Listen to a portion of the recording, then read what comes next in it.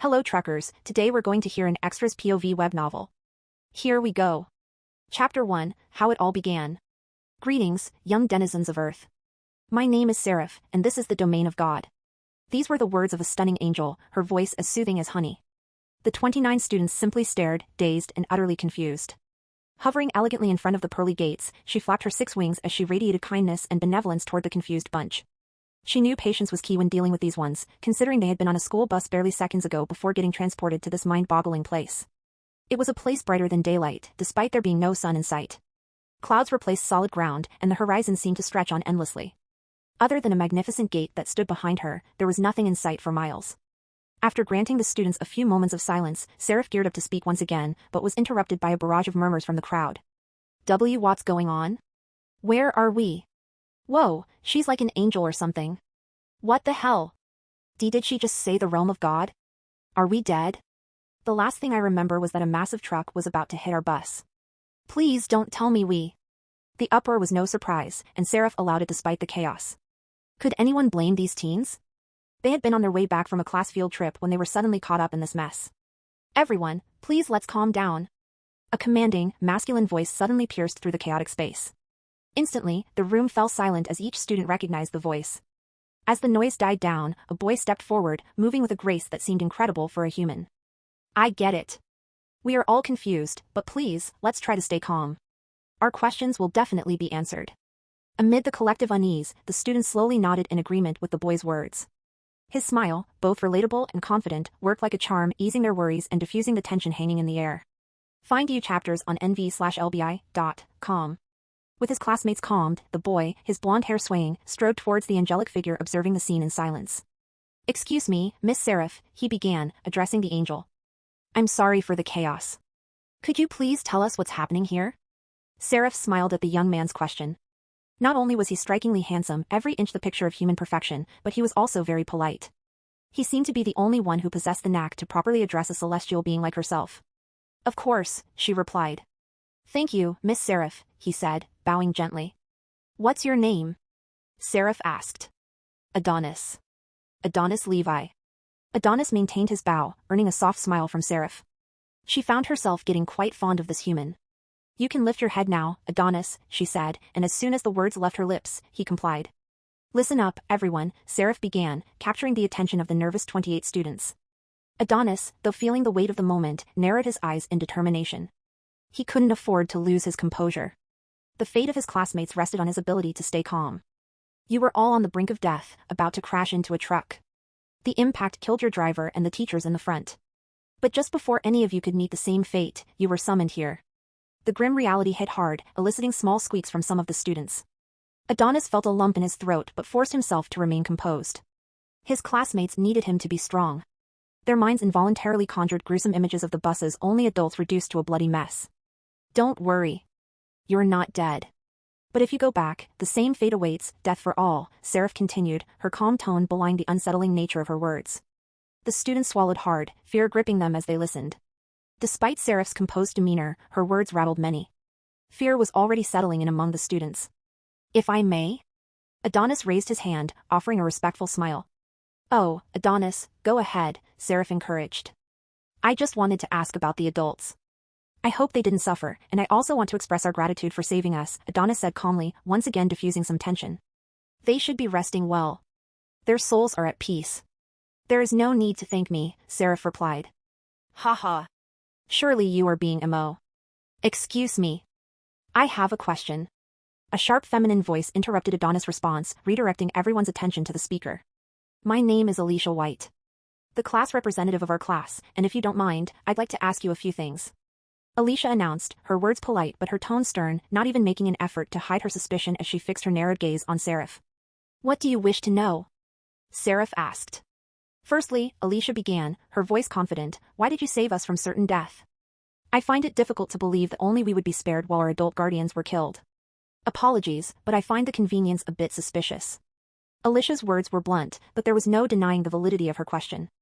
The moment she asked it, every student found themselves silently echoing her sentiment. She has a point. I see, well, allow me to clarify, Seraph replied, her demeanor unwaveringly calm. The 29 of you have been chosen for a purpose. A world in distress has summoned you to aid them. Following your briefing, you will be transported there. Her words landed like a bombshell, evoking varied reactions among the students. Some were shocked to their bones. Some were merely confused. A few were astonishingly trying their hardest to stifle the excitement that was clearly written on their faces. So you didn't save us. You're simply transporting us?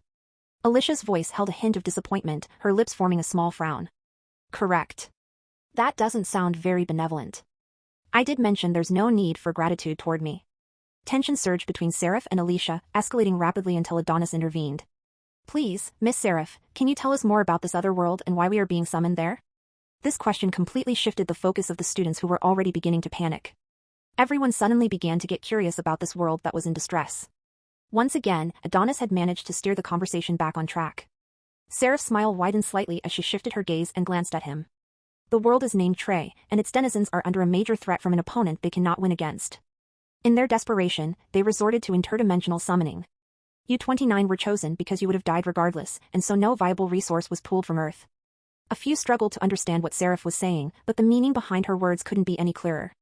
None of the students present could complain about being summoned, since they would have died anyway. Ads by Pub Future. Regardless of whether they chose to be appreciative, the undeniable truth remained, they had been granted a second chance at life. What kind of trouble is this world trio facing? Once again, Alicia asked, her tone still laced with suspicion. It seemed she still held a great amount of dislike or distrust, perhaps even both, towards Seraph. It is not my place to say. When you arrive at Trey, all you need will be revealed. Seraph's swift and blunt response carried a weight that seemed to ripple through the surroundings. It was evident she had reached the limit of her patience, causing an instant hush to fall upon the group. You are all here, in this domain, for one reason and one reason alone. Seraph continued, breaking the silence. I am to prepare you for your journey to Trey. It is a world filled with many unknown wonders, but also great danger. To ensure your survival as well as the fulfillment of the role of your summoning, each of you will receive skills and a class. While the words she uttered sailed over the heads of a few students, almost everyone in the room knew what skills and class entailed. You will be choosing your skills based on the karma you had just before you were brought here, Seraph added. Excuse me, but did you just say karma? As in the amount of good deeds we did in our lives? A voice from the crowd questioned, a hint of disbelief lingering in their tone. Though the voice was somewhat low, Seraph was able to hear every word. Not exactly. Every person has a maximum of 100 karma from the moment they are born, but the number decreases when you do bad deeds to others or if people see you in a bad light. In simple terms, the more likable a person was, the higher their chances of having a near-perfect karma. The opposite was also true. One after the other, you will approach me, and I will show you the list of skills and classes available to you based on your karma. Once a person has chosen a skill or class, it cannot be chosen by another. A small commotion erupted among the students, and understandably so. It was essentially a first-come, first-served scenario. Why don't we start with the three who bothered to ask questions? Adonis Levi, Alicia White, and, the last one. Seraph announced. Adonis was already close to Seraph, while Alicia stood at the forefront of the rest of the students. As for the last person that was called, he was clustered among his classmates. Excuse me. Coming through, the boy grunted as he maneuvered his way out of the crowd of students around him. Many eyed him with envy, as being among the first to choose held considerable weight. When he finally made it to the front, the angelic lady shot him a quizzical look. She seemed to expect another impressive or striking individual but instead found an overall average-looking boy. Seraph didn't linger on the average-looking boy for too long, however. Step forward, you three, she commanded. The unexpected trio, a perfectly handsome boy, a strikingly gorgeous girl, and an average nobody, stepped forward and approached Seraph. Adonis, Alicia, and, what is your name again? Seraph's eyes fixated on the boy in question, drawing the attention of many. Even Adonis and Alicia were staring at him. This unexpected attention, which the boy had never experienced before this, made him take a few seconds to compose himself before responding. My name is Ray. Ray Schuyler. /N. Thanks for reading the first chapter of this novel. If you enjoyed it and would like to see more, you can add it to your library. I'm in a contest and would like to win, so your support is much needed and appreciated. Cheers! Chapter 2, I Choose You. Ray Schuyler. A regular 16-year-old boy of average height, average build, and an overall look that blended into the crowd.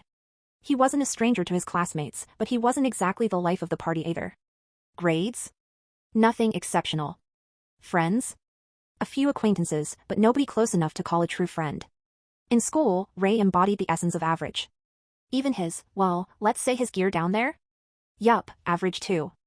And truth be told, he had pretty much gotten used to that status quo after living his whole life that way.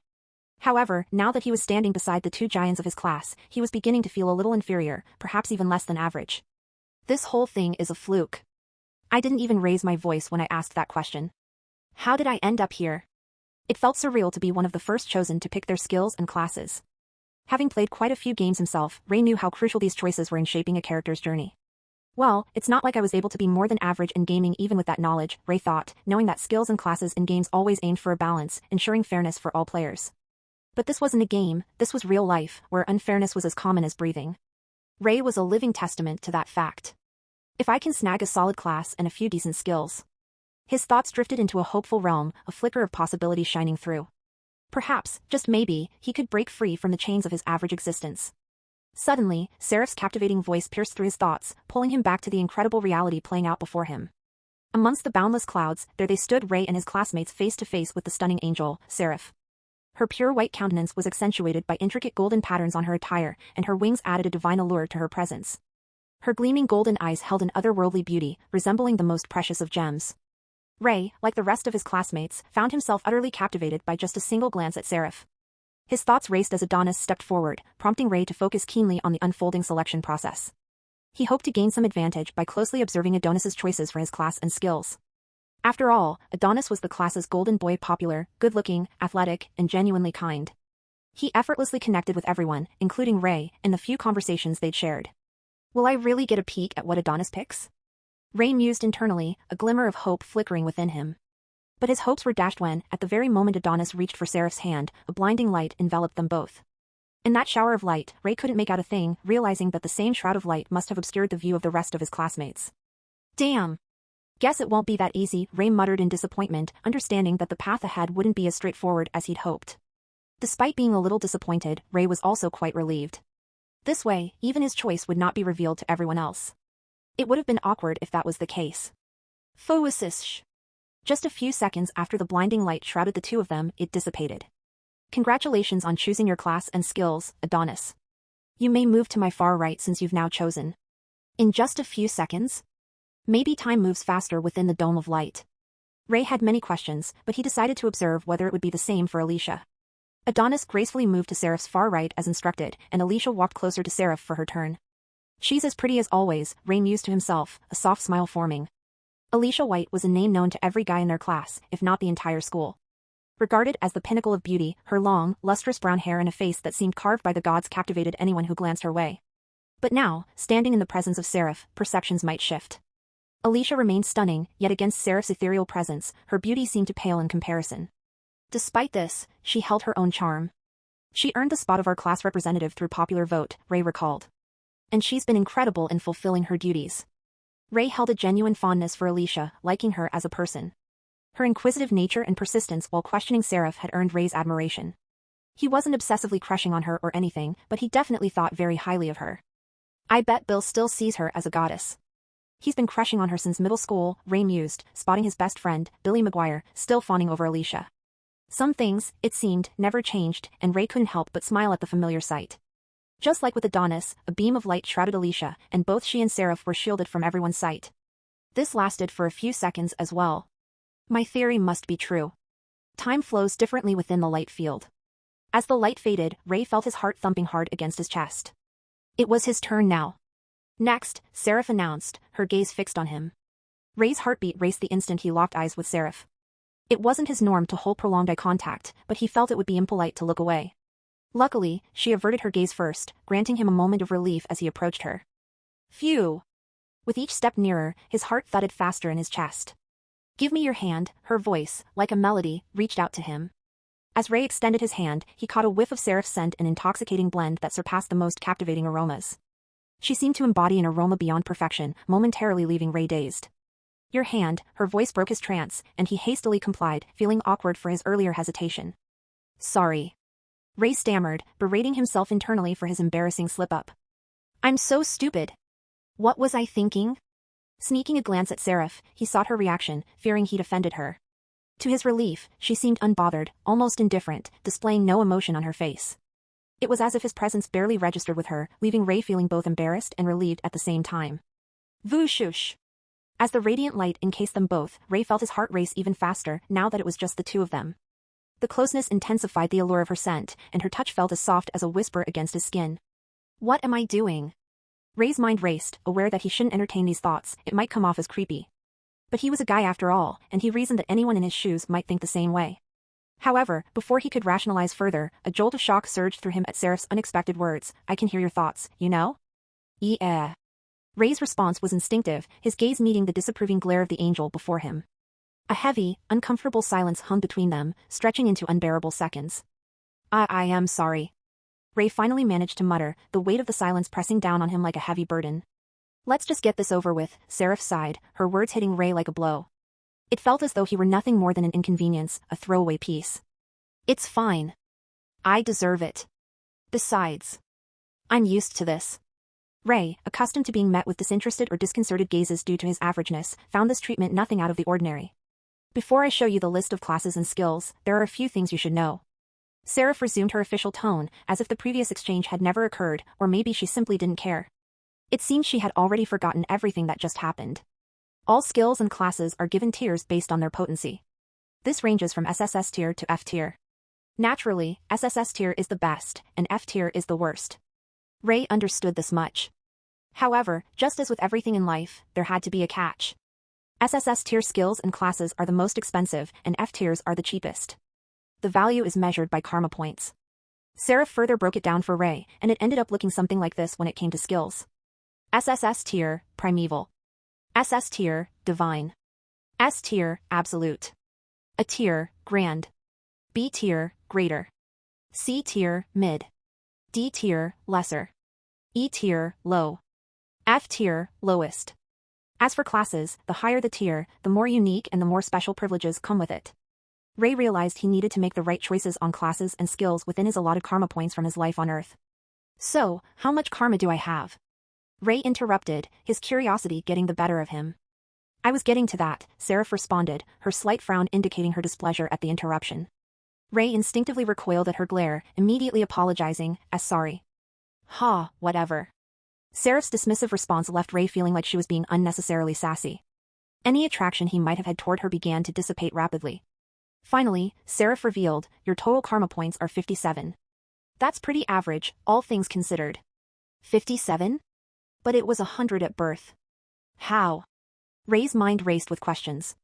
According to Seraph, karma points were reduced based on the negative perceptions people held towards a person. But I've been pretty cordial with everyone. Ads by Pub Future. Was this yet another unfairness of life? The fact that people could hate a person or hold negative impressions of them for just existing. Will 57 karma be enough for decent skills and a good class? The worry gnawed at Ray, looming large in his mind. Now then. I will show you the list. Seraph's voice cut through his thoughts, summoning a massive translucent board. It displayed a lengthy catalog divided into two sections, skills on the right and classes on the left, neatly categorized by their tiers. Observing the abundance of skills compared to classes, Ray deduced, skills outnumber classes, probably because we can choose only one class but multiple skills. Taking his time to scrutinize the vast system window before him, Ray noticed Seraph wasn't hurrying him along. His theory about time slowing down within this realm seemed to be spot on. This realization eased his nerves, allowing him to focus on the daunting task ahead. Now that I've reached this point, which one should I choose? Ray mulled over his options, starting from the bottom of the list, well aware of his limited 57 karma points. Okay, F-tier skills are just 1 or 2 points. E-tiers won't exceed 5 points. D-tiers cap at 10 points. C-tier stops at 15 points. B-tier is at 25 points, and then a tier jumps to 30 points. S-tier is, whoa. I can snag one for 45 points. Ray was surprised at the possibilities within his reach. He realized that even an S-tier skill was attainable if he strategized. But that'd leave me with a lousy class, Ray realized. Conversely, opting for an S-tier class would mean weaker skills, creating a dilemma that begged for balance. Balancing both is the smart move for a good build, Ray acknowledged, recognizing the need for equilibrium between class and skills. SS class starts at 60 points. Out of my league, Ray sighed. The most expensive S class was about 59 points. He knew chasing after something beyond his reach was futile, but curiosity compelled him to explore further anyway. SSS class is 80 points upward. That's insane. Some of them even require all your karma points. Who would choose them? Ray marveled, eyes scanning the dazzling options before him. He could see a lot that was really cool and tempting. The power to obliterate anything, that was seriously tempting. And invulnerability against any harm? That was hard to resist. Ray mused, maybe that invulnerability was worth everything else, at least he'd be safe, right? But it costs 85 points. I can't afford it.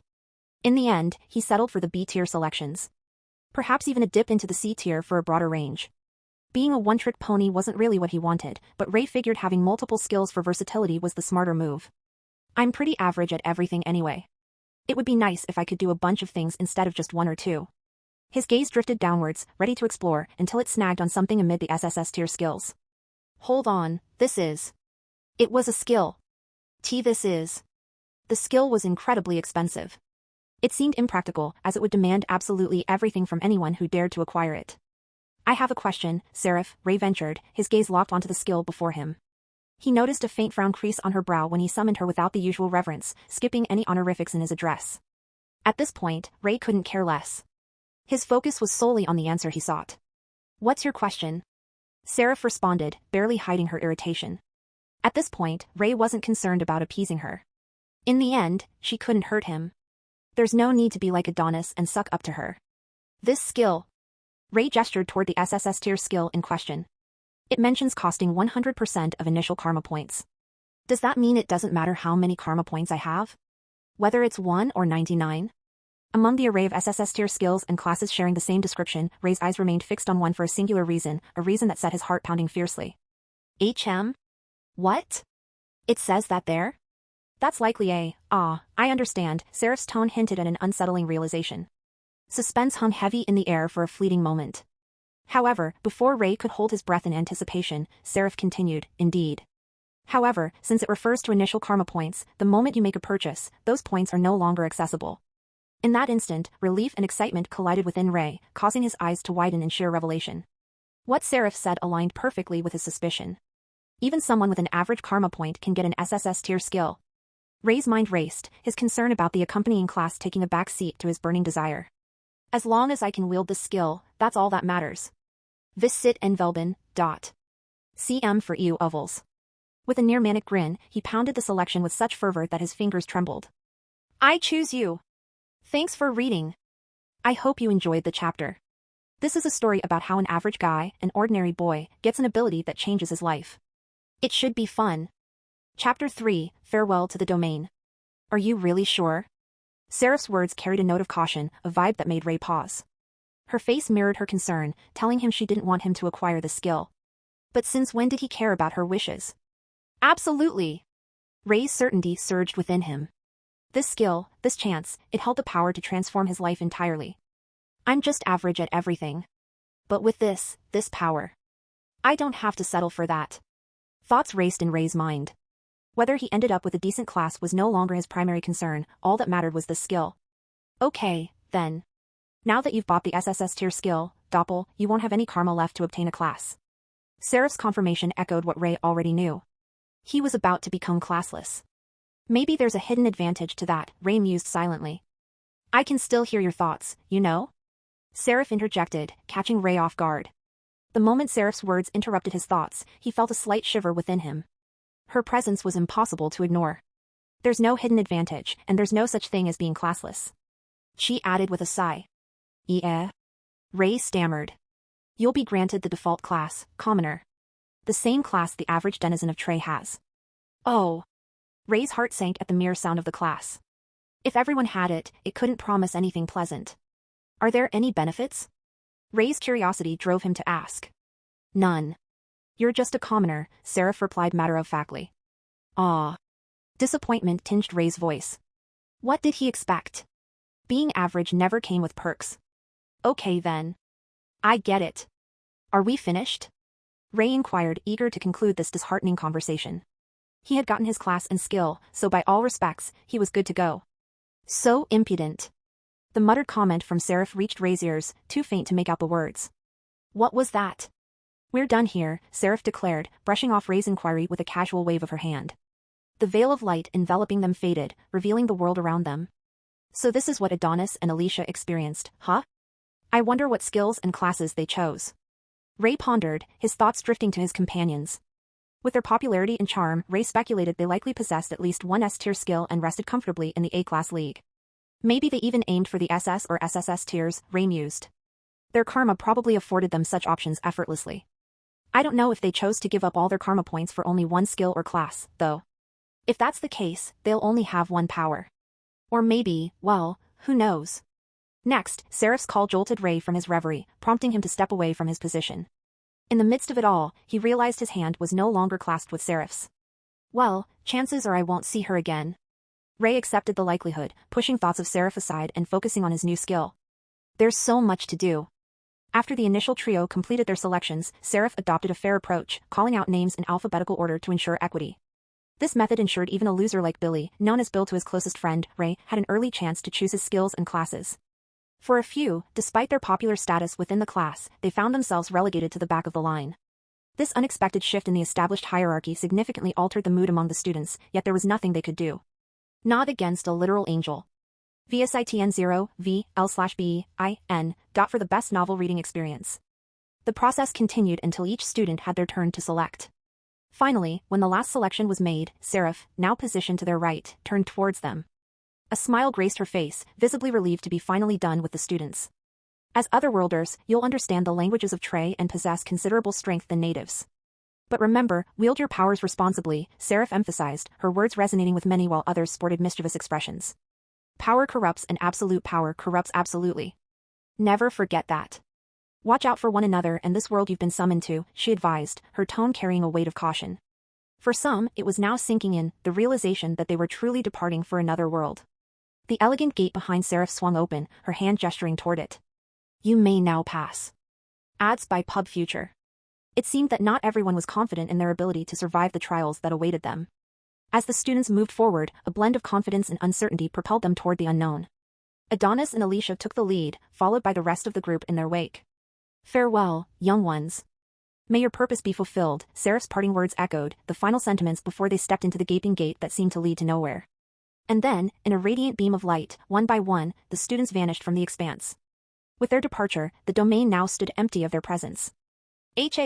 Finally. Seraph slumped to the ground, her relief palpable as the last of the teenagers departed. The gate locked shut behind them, eliciting a wide smile from the angel, akin to the excitement of an eager child. That was such a hassle. Handling snotty kids isn't exactly in my job description, yet here I am, she grumbled. A lot of the teenagers were pretty much the standard, but a few had managed to surprise her, some for the better, others for the worse.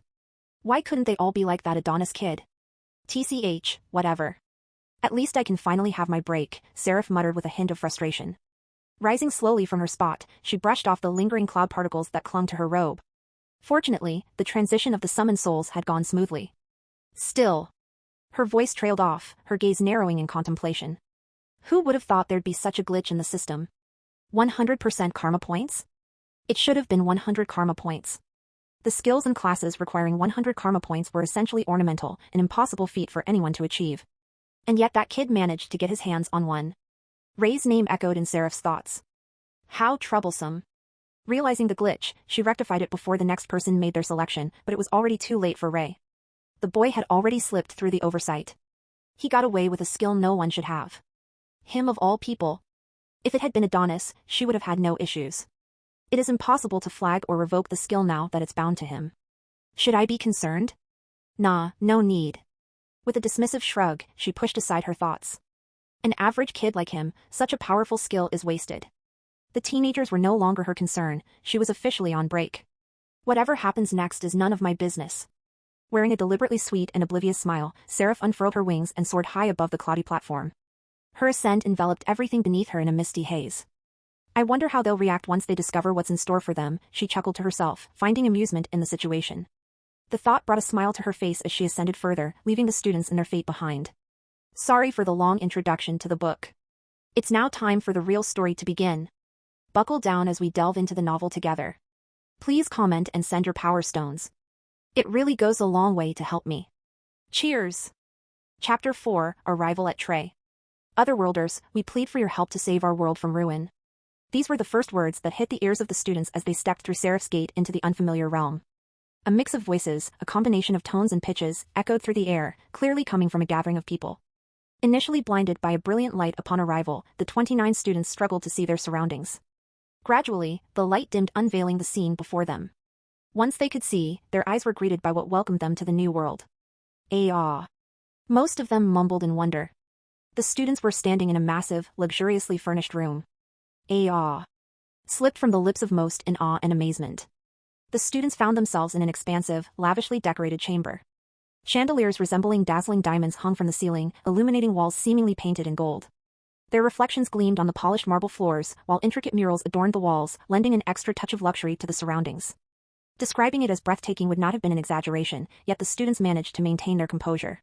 Perhaps it had something to do with the fact that they were being watched by a group of people who stood at a considerable distance from them. Among the spectators were several elderly individuals, outnumbered 2-to-1 by armored figures. Finally, standing at the forefront of the armored battalion was a man clad in a prestigious armor seemingly made from platinum. He had a bushy beard, with a fierce gaze that reminded the students of their math teacher back on Earth. He had a sheathed blade strapped to his waist, and 2 others crisscrossed in their sheaths behind him. The students could feel palpable tension sifting through the air. However, before they could utter a word, the most surprising thing occurred. "We beg of you." In an instant, the entire assembly dropped to their knees, their expressions pleading, their voices trembling in supplication. "Please save us." After this display, silence pervaded the hall for a few seconds. It seemed the students were grappling with how best to respond to these evidently desperate individuals. Follow you stories at n/VELBIN.com. Amid this internal turmoil, some considering exploiting the clearly desperate denizens, others feeling compassion, a murmur of discussions began to brew among the students. Yet, before these murmurs could gain traction, a single voice cut through the emerging chatter. "Greetings, denizens of Trey. My name is Adonis, and I have been chosen as the hero of this world by the—" "Wait a second, who chose you as the hero?" The interrupting voice came from Alicia, her steps carrying her forward to confront Adonis directly. She had an evident scowl on her face, and her bold tone was definitely challenging his authority. Yet, undeterred by Alicia's challenge, Adonis stood his ground. "Why? My classes, the hero, and Seraph specifically told me that I am burdened with glorious purpose. If anyone has a valid objection, please let us hear it." In that moment, Adonis swiftly dismissed Alicia's feeble objection about his position. However, she wasn't done. "Show us," she demanded, an unwavering smile gracing her lips. "Prove that you're the hero." In response, Adonis turned his attention to the kneeling denizens who had remained silent, unable to comprehend the conversation since they didn't speak English. Their silence persisted until Adonis, realizing the language barrier, presented a solution. "There is a way to check out our classes, isn't there?" Ads by Pub Future. Since Adonis was referring to the kneeling audience, his words were automatically translated into the language they understood. Finally able to comprehend, they cautiously responded. "Yes, Lord Hero. We possess an oculus which allows for the display of classes. This is used to prove the identity of individuals in our society and—" The one who gave these explanations was one of the old geezers, and his point was that their device allowed the residents of this world to properly confirm if a person was who they claimed to be. In this world, classes were everything. A commoner had the commoner class, and a nobleman had the class of a noble. The device allowed them to discern which was which. "I have an idea. Why doesn't everyone use it? We could also display our skills to better understand each other," Adonis suggested in a confident tone. However, the Oculus device couldn't check skills, so Adonis was basically proposing the disclosure of abilities by activating them in front of everyone. "Besides, we can always check our status windows to confirm our abilities." "Just saying, status window reveals all our stats," he added, offering a simpler alternative for clarity. Adonis, with his captivating personality and eloquent speech, effortlessly held the attention of everyone present. Yet again, Alicia interjected with her trademark skepticism. "That's a lot of information to take in. How did you manage to figure all this out?" Her doubt lingered in the air. "Seraph told me," Adonis revealed. Gasps ensued among the students. Seraph had given all of them basic information about their situation, but she had also refrained from telling them everything since they would be told once they arrived here. However, it seemed Adonis was the exception. "She shared more than just that with me. You guys don't need to worry. Stick with me, and we'll be treated well here. We'll also have the chance to grow stronger. All we need to do is follow their guidance and stick together." As he spoke, the guard who had previously departed to retrieve the Oculus device returned, holding a crystal-like sphere in his hand. Carefully placing it on a pillow, he promptly presented it to the stern-faced man among the guards who seemed to be the leader. "Here is the device. If you do not mind, I would like to approach you all to confirm your classes per your desire," the guard offered. "We don't mind," Adonis responded immediately, automatically speaking for everyone. At this point, he wasn't even asking for permission any longer. He was the de facto leader. "Looks like things are about to get a bit awkward," Ray thought, his nerves escalating as the chief warrior approached, carrying the Oculus. "If they go through with this, everyone will know my class," Ray panicked inwardly. Personally, he wasn't too keen on revealing that information. Surprisingly, there was no protest as he had anticipated. Perhaps the group held an unquestioning respect for Adonis's decisions, or maybe they were just as curious about each other's classes. Ray personally didn't care. He already assumed others possessed superior classes, making the reveal unnecessary for him. Displaying our skills, though, that sounds interesting. A faint smile played on his lips. Let's just wait and see. The Oculus was initially brought to Adonis, who confidently placed his hand on the crystal ball, initiating its glow. S-Class, Hero, was boldly written above his head in gold print. OHHHHHHHHHHHH. Just as he claimed, he possessed the class of the hero, and this elucidated gasps from the kneeling ones especially.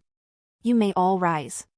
Dignified ones such as yourselves need not sully your robes any longer, Adonis declared.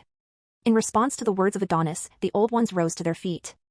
Their eyes sparkled with wonder and respect for their hero. It was clear to everyone at that point that Adonis had become the center of attraction for everyone. Let's see your class too, Alicia. The noble hero turned to the girl beside him. We're all in this together, aren't we? Under the intense gaze of her peers and the piercing scrutiny of the trains, coupled with Adonis' confident smile, Alicia found it difficult to refuse. Ads by Pub Future. With reluctance, she allowed herself to be scanned as well. A class, Grand Tamer. As Alicia's hand made contact with the orb, her class materialized in shimmering silver print. Oh! The reaction to her class reveal didn't match Adonis's reception, yet it echoed loudly. An A-class still impressed these onlookers. Well, it's not surprising that the two most popular people in our class got awesome classes. Ray mused to himself, sporting a small smile. He wondered what the classes of everyone else might look like. Maybe some people could also have the commoner class. Whether this thought was just a fleeting notion or Ray genuinely believed it remained a matter of debate. The Oculus made its rounds among the students, unveiling their classes one after the other. Most fell within the B or C tier range, with a few boasting A tier classes. Of course, none of them had D tier classes or lower. Damn. I knew this would be the case, but it's still surprising. Ray's eyes widened in disbelief as his turn approached, a twitch betraying his nerves. Even his closest friend, Billy, had an impressive A-tier class, Grand Knight. Am I the only one stuck with an F-tier class? Ray's thoughts raced with dismay. Finally, it was his turn. Ray tentatively placed his hand on the Oculus, bracing for what he knew was coming. The text that materialized above him was lackluster and dull, its gray color barely emitting any light, the unmistakable mark of an F-tier class. F-Class, Commoner. As the display revealed Ray's F-tier class, his classmates' gazes shifted, filled with utter surprise. He was among the first to choose, yet he ended up with such a shit class? Of course, everyone would be puzzled. However, Ray was taken aback by another emotion resonating from his peers, scorn. Serves him right. What a fool! That position was wasted on him. If it had been me, I would have chosen better. What do you expect from an underachiever? Even for someone like him, that's a new low. Their faces twisted with amusement at his misfortune, offering condescending looks that could drive anyone insane. But Ray wasn't shocked, he had anticipated this. I guess this is why I had such average karma back on Earth. Even now that they were in this world, nothing much had changed. He remained intensely disliked, even by his own classmates. All for simply existing. Chapter 5, Skill Exhibition. Ray's embarrassing moment didn't last too long, thankfully, since he wasn't the last one to use the Oculus. The orb was passed on to the next person, who had a C-tier class. It wasn't an amazing class or anything, but compared to Ray's commoner class, it was far more preferable. Even the decent folk around here are giving me strange looks. I guess they don't like underachievers. Ray mused to himself, sensing the disapproving glances he was getting. To avoid those unsettling stares, Ray remembered Adonis's advice and decided to give something a shot. Status window, he murmured under his breath. Status window. Name, Ray Skylar. Race, human, otherworlder. Class, commoner, F-tier. Level, 1, 0% EXP. Life force, 1. Mana level, 1. Combat ability, 1. Stat points, 0. Skills, exclusive, doppel. Skills, non-exclusive nil. Alignment, neutral. Additional information. You possess the weakest class, but the strongest skill. You can only be described as an overpowered weakling. End of information. Yeah, not exactly surprised by this outcome, Ray chuckled inwardly. He wasn't expecting an overnight transformation into a powerhouse with godlike abilities or monstrous stats. Especially not with a commoner class. Some classes hand out privileges, giving you a crazy boost in stats right from level 1. The higher you climb, the more those stats pile up, Ray reasoned, drawing from his knowledge of gaming. This was why it was incredibly important to have at least a decent class, even if one wanted an overpowered skill. But I just had to get doppel. There's no way I'm going to regret my choice, even now. Ray was resolute about his choice, a sly grin playing on his lips. He just had to endure these early moments. Once they see what I can do, I'm sure they'll change their minds about me. Once the Oculus made the rounds, everyone got to see each other's class. It became crystal clear who was leading the pack. Adonis was the hero, and he was the only one with an S-tier class. One could only imagine the amount of karma he had in stock for him to have acquired such a pricey class. But that wasn't the end of the story. Adonis was pushing for full disclosure, urging everyone to reveal their skills. His confidence hinted at a formidable set of his own. People couldn't help but speculate whether he possessed an S-tier skill to match his class. You can check your status windows for your skills, Adonis advised his peers. By tapping on those skills, you can dig into their specifics. For full transparency, and to ensure that we cooperate with each another by assigning roles based on our skill sets, let's be honest with our number of skills and the abilities they have. Adonis turned toward the trains when he was done talking, flashing his trademark heroic smile at them. You might want to step back for this demonstration. Swiftly reacting to his words, they shuffled several paces away until they were nestled by the entrance to the massive room. You should have another artifact besides the Oculus. One that sniffs out lies, he pointed out. Bring it here. Swiftly responding to the command of the hero, the leader of the guards shifted his gaze and signaled to a guard who stood directly beside him. The guard scurried off, returning in a flash with the artifact. The swiftness of his movements made it seem like artifacts were just lying around, waiting to be summoned. In truth, the trains most likely had these artifacts ready for such occasions, well prepared for any need that might arise. The soldier's quick retrieval suggested familiarity with the storage spots, a concept lost on the newcomers still getting familiar with the workings of the new world. This is the truth seeker. It allows us to discern whether a person is telling the truth or lies. The truth seeker was not an orb, but a box with an eye at the forefront. It had several symbols on it, and the markings that decorated it converged at the bulging eyeball. Thank you, Chief Warrior, Adonis acknowledged the bushy-bearded man handling the box with utmost care and respect. Hold it steady. We'll share our skills and their effects, and if possible, demonstrate them, Adonis directed. The unspoken warning lingered in the air, deception would not go unnoticed. Everyone understood the gravity of the situation, realizing compliance was their only choice under these conditions. With the terms set, the exhibition commenced. The air buzzed with anticipation as each individual prepared to reveal their abilities and face the scrutiny of the truth seeker. Amazing. Ray couldn't contain his genuine astonishment at the incredible abilities unfolding before his eyes. Each person showcased astonishing abilities, leaving both the trains and Ray awestruck. Adonis, in particular, drew Ray's attention. Adonis has 3 skills, and one is SS tier? That's even crazier than I thought. Ray's thoughts raced. His other 2 skills were S tier and A tier, an incredible combination. Is that even possible? The karma price alone should make it impossible, right? Ads by Pub Future. Ray suspected that there was some preferential treatment given to Adonis by Seraph, but he quickly dismissed the thought. I might be assuming too much. Maybe those skills came at a discount or something. It's hard to say. Still, once again, Adonis had made it clear to everyone that he was superior. His power, both in terms of skills and class, was unrivaled. And it's not just him. Ray noted, turning his attention to Alicia. She had 1 SS tier skill, 1 S tier skill, and 1 B tier skill.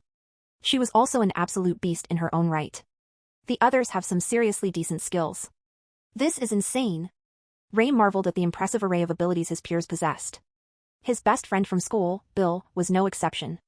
Bill had awakened 1 A tier and 4 B tier skills, adding to his already impressive A tier class. However, not every student boasted immensely powerful skills. Some had rather average abilities, ranging from C to even D tiers, limited by their available karma points. Next up, Ray, the call brought Ray's attention back, making him slightly jittery as all eyes fell upon him. This is my moment, Ray thought nervously. He was determined to prove himself, to shatter the perception that he was an underachiever. His skill was the strongest among them all, and now was the time to showcase it.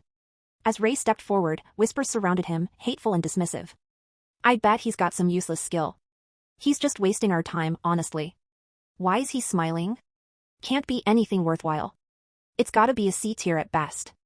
Those murmurs, as Ray advanced, triggered a stark realization within him. They don't want me to succeed, he concluded. The disdain from his classmates wasn't just about looking down on him, it was about maintaining the status quo. They want to keep me down, Ray acknowledged, a new understanding dawning upon him. Life, he recognized, often upheld this cycle, the strong stayed strong while ensuring the weak remained in their place. Disrupting this status quo seemed inconceivable to them, regardless of potential or capability. As Ray stepped into the spotlight, a sinking feeling replaced his initial excitement. I get it now, he sighed inwardly.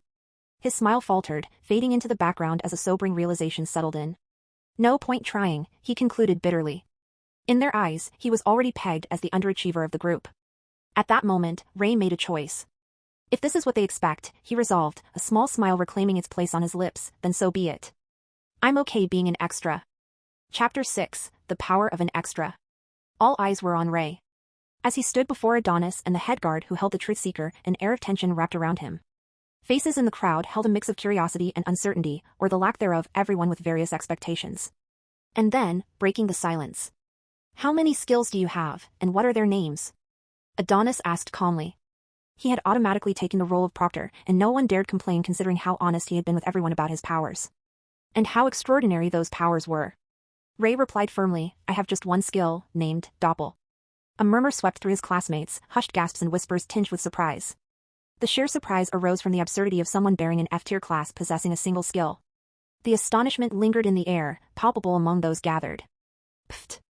And no way. This is even worse than I expected. Some didn't even bother hiding their chuckles any longer.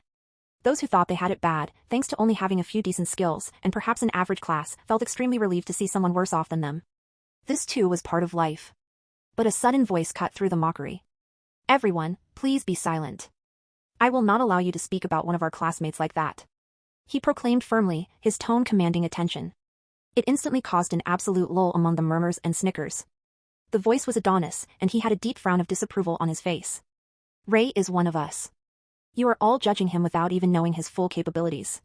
Even if he is weak or average, he doesn't deserve to be looked down on. We are all in this together. As Adonis continued, the arrogant and condescending gazes began to fade. The faces of the students fell, regret settling in for those involved in the indirect bullying. Remember what Seraph said. We need to look out for one another. So please, let's stop this. No one said anything, but the sheer silence and the penitent expressions that everyone had already displayed how much Adonis had moved them. Don't let their words bother you, Ray. Your skill or class doesn't define you, you're still one of us, Adonis reassured, a tap on Ray's shoulder accompanied by his trademark smile. That reassuring, confident but relatable smile that only Adonis could give. Thanks, Adonis. Means a lot, Ray responded with a tired yet grateful smile, acknowledging the support. Ads by Pub Future. With the whole commotion resolved, it was finally time to resume the interview. What can your skill do? What tier is it? Give us a demonstration. No one displayed any mockery towards Ray, but the curiosity on their faces could not be hidden. Everyone wanted to know. All right, here goes, Ray announced, drawing in a deep breath. He closed his eyes briefly before slowly reopening them, raising his right hand as well. GLUP. Suddenly, Ray's body morphed into the claw of a colossal crab. The transformation was vivid, complete with a brown exoskeleton and two formidable, snapping pincers, resembling a crab's unmistakable features. This skill lets me shape a part of my body into something I've seen before. It's a B-tier skill, Ray explained, his matter-of-fact tone matching the unassuming nature of an average boy. I see. It seemed even Adonis was stunned by this revelation. He must have expected Ray to have a super OP skill as his single skill, but apparently, B-tier was the best he could do. Adonis glanced at the truth seeker, and apparently, Ray was telling the truth. Can it mimic the special attributes of those you transform into, or? Adonis inquired. Just their physical traits. That's why it's only B-tier, Ray replied. I see. It sounds similar to Justin's skill. Justin Baker had previously showcased his ability to transform into anything he'd seen before, much like Ray's power. However, unlike Ray, his mimic skill allowed him to transform his entire body in addition to the partial transformation. That made it a much stronger skill. Still, they could both only mimic the physical attributes and not the special qualities, like skills or classes, which made them both B-tier skills. All right then. Looks like you're telling the truth. Adonis maintained his smile and nodded. If he was disappointed, then the hero was doing a good job of hiding it. Others, however, struggled to conceal their reactions. Expressions of disbelief and faintly amused grins slipped through, though no one dared voice their thoughts. You may return. Thank you. Ray reverted his hand to its original form and stepped down from the stage, resuming his earlier position with folded hands and attentive eyes. He needed to observe the next student's presentation. As the next student prepared to showcase her abilities, Ray kept his focus, eager to witness their demonstration. Amidst the ongoing exhibition, a hushed whisper reached Ray's ears from the adjacent side.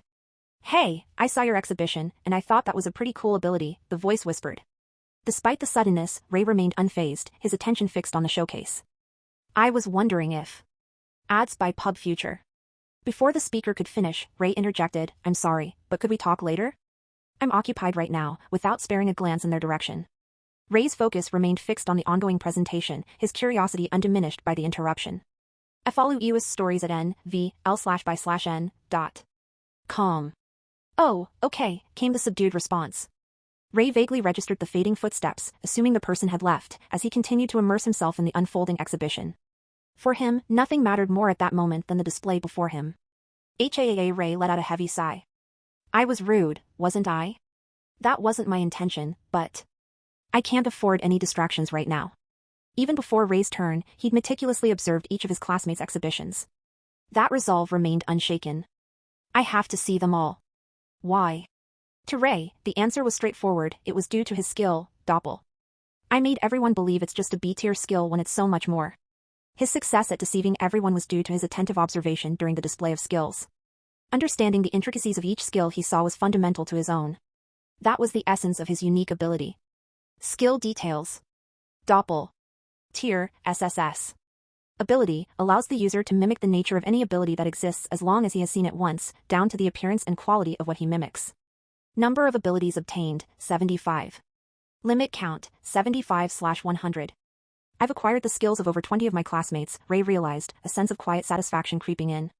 His strategy had been cunningly simple. He'd absorbed Justin's skill and led others to believe his own ability mirrored it, disclosing the tier of the skill he was currently showcasing. That way, he wasn't particularly lying. At this rate, I'll have all their skills, Ray contemplated, a hint of anticipation coloring his thoughts. And the beauty of it all? No one would know. Chapter 7, Meeting the Royal Council. The next day. Good morning, everyone. I hope you all had a good night's rest. The chief warrior, Brutus, faced the group of students gathered in their living room, each finding their comfortable spot. He was the same man with a bushy beard they had met yesterday. After the students introduced themselves, the geezers followed suit. The old ones were the nation's most accomplished mages, and they had all been involved in the summoning magic that brought them to this world. Once the introductions were in order, Adonis proposed giving his classmates time to rest and process the whirlwind of events that had occurred, so Brutus and the guards escorted them to their living quarters. And, just as expected for the world's chosen saviors, their residence was nothing short of spectacular. Each had a personal room, and they shared a spacious parlor big enough to host a crowd thrice their number without feeling cramped. The furniture might have been medieval, but it was the best they could have asked for. The decor and vibe exuded a royal essence, making their quarters feel regal in every aspect. The 29 otherworlders found themselves treated like royalty from day one, despite the fact that they were foreigners. Of course, the absence of modern amenities like air conditioners or running water made it a little difficult for some to get used to the new environment. The students were initially oblivious to these difficulties, but as time went on, they slowly realized the downsides of their new, unfamiliar world. Fortunately, they were able to adapt just fine. Their needs were met by attentive servants, ensuring they never lacked water or other basic needs. The natural airflow in their rooms and the spacious parlor kept them comfortably settled. It wasn't perfect by any means, but considering the world they were currently in, it was the best they could hope for. The following day, Brutus paid them a visit. We slept well. Your hospitality is remarkable, Adonis replied on behalf of the group. No one voiced any grievances. I'm glad to hear that. I bring news today. If you don't mind, I would like to proceed. Brutus continued, eager to share important information. Adonis took his time to look at his classmates, and all of them seemed pretty cool about the whole thing. He then turned to the chief warrior and nodded. All right. Go ahead. Thank you, hero, Brutus acknowledged, his stern expression tightening for an unknown reason. The rulers of the land wish to meet you. Since learning of the successful summoning, their eagerness to see you has grown. However, out of respect for your need to rest, the meeting was postponed until today, Brutus explained, awaiting their response. Rulers of the land? There isn't just one? Alicia's voice broke the silence. Apart from Adonis, it seemed only she would occasionally voice out her opinions. The others were content to remain silent. Indeed. Humanity has united under an alliance due to the looming threat we face. We are the United Human Alliance, and our nation is led by the Royal Council, Brutus elaborated. Brutus went on to explain that the Royal Council comprised rulers of the separate human nations that were now unified under one banner. Ads by Pub Future. So this Royal Council was responsible for the decision to summon us too? Alicia asked. Correct, Brutus confirmed, his head respectfully bowed. Adonis found the prolonged bowing uncomfortable. We'd be happy to meet them. Will you lead the way? Adonis redirected the conversation. Yes. You can count on me. It seemed Brutus had been anxiously waiting for an answer, and upon getting one, his face lit up with joy. All right, everyone. I guess it's time to meet the rulers, Adonis addressed his comrades. In these clothes? Shouldn't we change into something more suitable? A voice chimed in. Into what? We only have one attire, right? Questioned another. I'm sure Adonis will ask if we can have more options, someone suggested. Despite the murmurs exchanged among them, the students stood up, ultimately choosing to follow their leader's direction. Let's go! As Adonis led, trailed by the rest and followed by Brutus, they walked through hallways, then out into an expansive field, finally arriving at the Grand Royal Palace. The palace was what you would expect from a medieval fantasy world. It had a towering height, and its structure was vast and sprawling. It glistened under the golden sun, and its outer walls gleamed with prestige. As for the interior, it was even more impressive. Murals lined with gold and precious stones adorned every corner of the hallway, stealing their breath away. The chandeliers suspended from the ceiling invited attention, while the mirrored tiles they walked upon, reminiscent of their summoning room, caught their gaze. Well-armored guards stood sentinel at each corner. As the otherworlders followed Brutus, they were greeted with bows and reverent gazes. You'll need to get used to it. You're the saviors of this world, Brutus remarked, noticing their unease. Of course, not everyone was uncomfortable. Many relished the attention, but the fact that they were going to meet the supreme rulers of humanity made them a little nervous. However, any anxiety they had disappeared upon reaching the grand entrance. Greetings, esteemed rulers of humanity. I present to you the Royal Council, the summoned otherworlders, Brutus announced loudly as he pushed open the shimmering gates leading to the throne room. Following his lead, Adonis and his classmates entered in a line. Wow! Escaped from many mouths, attempts to stifle their gasps failing in the face of the room's magnificence. Forget the summoning room, the living quarters, the hallways, or the breathtaking design of the palace exterior. The throne room alone surpassed them all. It felt as though they were walking on ground paved with gold. The walls glittered like diamonds, and the brilliant lights that emanated from various precious gems around made it seem like paradise. A wonderful scent filled the air, an aroma that soothed the senses. Ads by Pub Future. Guards garbed in special armor stood in strategic positions in the throne room, and on the elevated precipice within the room were 5 chairs. The ones who sat on this precipice were the rulers of the United Human Alliance, the Royal Council. 4 men and a woman adorned in elegant robes and crowned heads sat atop this platform. Their presence carried an indescribable weight that words could not describe, an aura that left the onlookers breathless. Brutus bowed in the presence of these absolute figures, and when the students confusedly looked at one another, not knowing whether to bow or not, Adonis looked at them and shook his head. There was no need to bow. We're not inferior to them, he reassured his classmates with a smile. Here stood the same Adonis who had found it proper to show respect to a stranger like Seraph.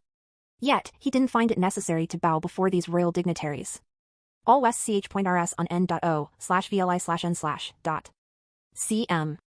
Of course, his classmates followed his lead and kept their heads up despite Brutus groveling. You may rise, Brutus.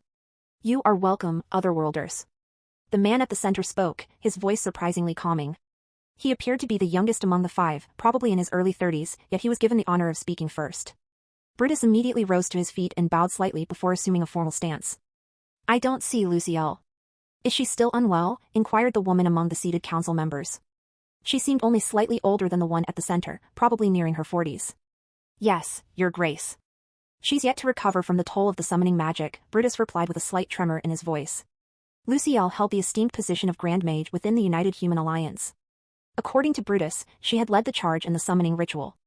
Being the most powerful and skilled mage in the United Kingdoms, the toll of the summoning weighed heavily upon her. We wouldn't have been able to summon you without her help, Brutus emphasized to the students, underscoring Lucielle's crucial role. Even in her absence, Lucielle's influence reverberated throughout the upper echelons of this world. Acknowledging her absence, Adonis expressed his intent to visit her afterward. I should go see her after this, then, he mentioned. I am sure she would appreciate it immensely, Brutus responded with his usual courtesy, maintaining his respectful demeanor. For a moment, silence filled the hall, leaving the students feeling somewhat overlooked throughout the discussion. However, that soon changed. Forgive the diversion, esteemed otherworlders, the man at the center stood, prompting the other 4 to follow suit. Welcome to Trey. This is the United Human Alliance, the dominant nation of the Western continent, the man declared, his voice resonating through the room without losing its composed tone. I am Conrad Listrio, Grand Master of the Royal Council, he introduced himself with a brilliant smile directed at the young visitors, gesturing warmly with outstretched hands. It is truly a pleasure to have you in our midst, he expressed sincerely.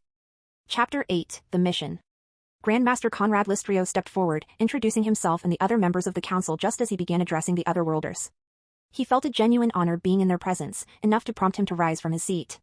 The remaining 4 council members mirrored his gesture, and as he spoke their names, they respectfully bowed their heads. Watching from within the group, Ray couldn't help but notice the display of respect. A notion crossed his mind, it seems they have a lot of respect for us. Yet, in the very next moment, he narrowed his eyes in suspicion, or maybe, they're at a point where they desperately need our help. The very fact that humanity had banded together under one banner and had to resort to summoning beings from another world was already enough proof of that. Let's just see where this goes. Ray, just like the rest of his classmates, listened to Conrad as he began to explain the reason for their summoning. Since Seraph never told them the details, they all paid rapt attention. The entire world is facing a terrible threat, the Dragon Emperor, Conrad announced solemnly. In this world they had arrived in, there were many races existing alongside humans. Among those races, dragons stood out as the most powerful. It all began a decade ago when they suddenly emerged and began to wreak havoc on the lands. They easily took over the northern continent and made it their haven. Conrad went on, his voice heavy with gloom as he spoke. Consequently, the races that once occupied the northern continent, beastfolk, lizardmen, and a few other minor races, were all wiped out. The northern continent was the grandest and wealthiest when they began their invasion. Dragons are known to be incredibly possessive and greedy. A prosperous land is nothing but a target for them. To Ray, it seemed odd that in the face of such danger, the humans continued to live in luxury. If dragons crave riches, why flaunt them? Ray mused silently. Ads by Pub Future. Despite the luxuries, the fact that the dragons hadn't come to completely obliterate the place hinted that perhaps these riches didn't quite stir the dragons' desires enough. But what more could they possibly want if this isn't enough? Ray pondered. We've been having dragon attacks ever since they took over the northern territory, some more devastating than others.